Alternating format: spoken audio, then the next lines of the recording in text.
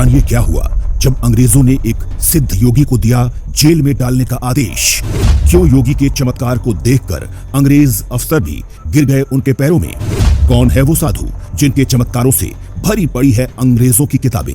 क्या अंग्रेजों की अक्ल इन्हीं योगी ने लगाई थी ठिकाने। भारत में एक से एक योगी हुए हैं। कोई योगी योग की ताकत से सैकड़ों साल जिंदा रह सकता है तो कोई योगी बूढ़ा होने के बाद अपने शरीर को फिर से जवान कर सकता है और कोई पानी पर तल सकता है। और आज हम आपको ब्रिटिश काल के एक ऐसे योगी के बारे में बताने जा रहे हैं जिन्होंने अंग्रेजी सरकार के छक्के छुड़ा दिए थे।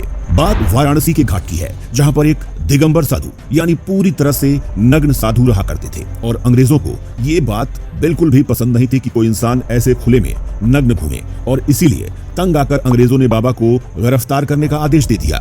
जब आदेश आया तो पूरी वाराणसी नगरी के लोग हंस हंस कर पागल हो गए क्योंकि बाबा को कैद करना हवा को मुट्ठी में कैद करने जैसा था। पर बेचारा वो अंग्रेज थानेदार भला इस बात को कहाँ जानता था। उसे तो हुक्म पूरा करना था तो वो चल पड़ा बाबा जी को पकड़ने।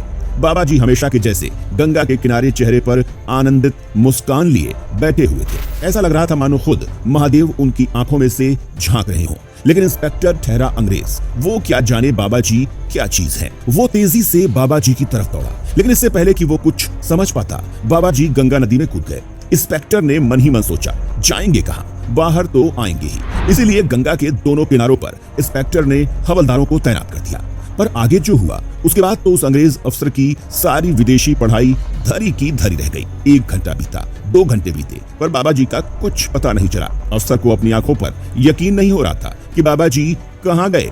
अफसर पर दया खाकर एक इंसान ने उसे बताया कि बाबा जी तुम्हें देखकर भागे नहीं बल्कि ये उनकी समाधि लगाने का वक्त है और वो रोजाना गंगा नदी में पानी के नीचे मौजूद एक शिला पर बैठकर ध्यान मुद्रा में समाधि लगाते हैं। ये सुनते ही अंग्रेज को मानो दिल का दौरा पड़ गया। उसे अपने कानों पर यकीन ही नहीं हुआ कि भला ये कैसे मुमकिन है। लेकिन उस आदमी ने बाबा जी की महिमा को बताते हुए कहा कि जिस महान साधु को तुम लोग गिरफ्तार करने आए हो वो त्रिलंग स्वामी हैं और जिनकी तस्वीर वाराणसी के हर घर में लगी हुई है और जिनकी उम्र 300 वर्ष से भी ज्यादा है और किसी ने भी उन्हें आज तक जल और अन्न ग्रहण करते हुए नहीं देखा है। फिर भी हर साल उनका वजन बढ़ जाता है। दोस्तों ये बात सुनते ही अंग्रेज अपने घर आ गया और रात भर बाबा जी के बारे में ही सोचता रहा। अब वो समझ चुका था कि वो बाबा जी को किसी भी कीमत पर नहीं पकड़ सकता। लेकिन ऊपर से आदेश था। वो न चाहते हुए भी फिर से गंगा किनारे मौजूद बाबा जी को बेमन से गिरफ्तार करने गया। लेकिन अभी उसकी आंखों को